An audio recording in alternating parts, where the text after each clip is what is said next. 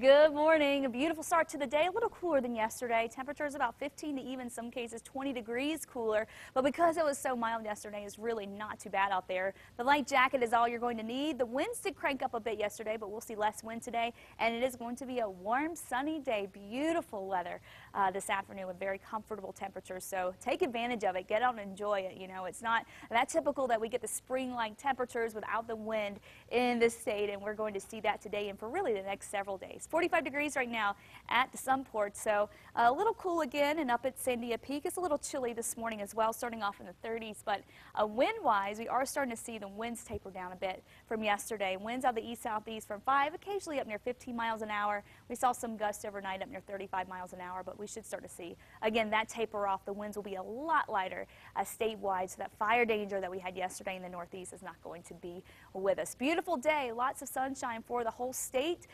Very warm temperatures, still well above where we normally are for this time of the year. Less wind.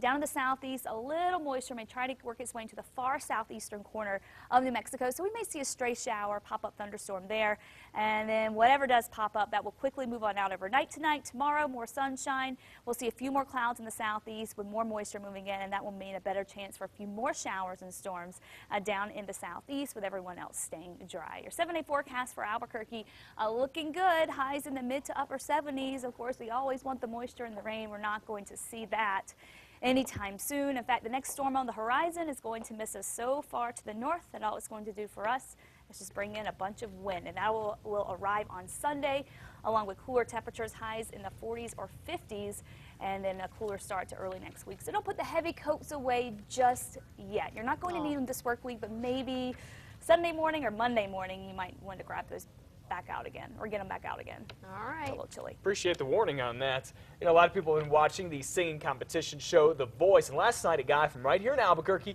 made it to the next round. His name is Tony Vincent. This is him here, and he put on quite the powerhouse performance. He sang Faithfully by Journey.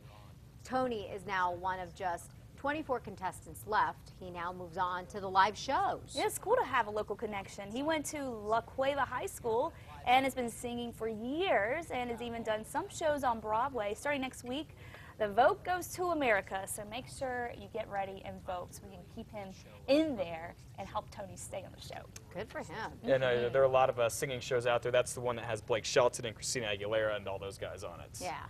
So a Survivor contestant didn't win the $1 million, but he did survive the elements in Panama, and get this, now he's trying to survive the brutal world of politics. I'm not sure which is easier to get through, Survivor or politics. All right, Survivor contestant Rupert Bonham. A lot of people know this guy. He's one of the favorites who's ever on the show. He's running for the governor of Indiana. Right. And while Rupert didn't win the grand prize on the reality series, he did win $1 million as the most popular contestant. And I think that says a lot.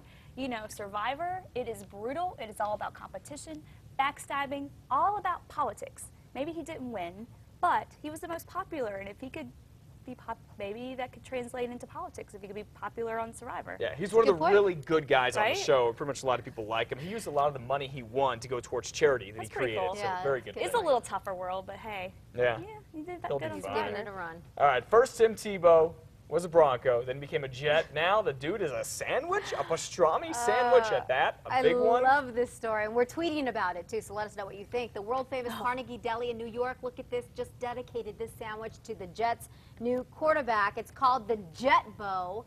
It's a monstrosity of a sandwich. We're talking roast beef, pastrami, American cheese, lettuce, tomato, and mayonnaise on white bread. Yeah, usually it's rye bread and mustard, right? Right. But the deli says Tebow's more of a white bread and mayo kind of guy. Matt over here is salivating. He's like, oh, I looks can't yummy. wait. Hey, it's only $22. Look at all of that meat. $22 and buys you this monster of a sandwich.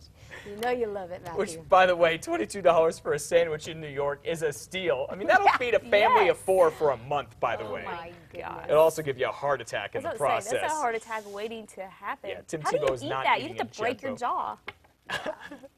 You don't. No. You just stare at us. All right, well, we'll have another look at your 7-day forecast when we come back. We're also going to have a live report about a rally set to take place here in Albuquerque in just a few hours, combining the Trayvon Martin shooting that happened in Florida with the APD shootings from right here. Plus, a corruption investigation into a New Mexico school district. It is now complete, and we'll share the results with you after the break.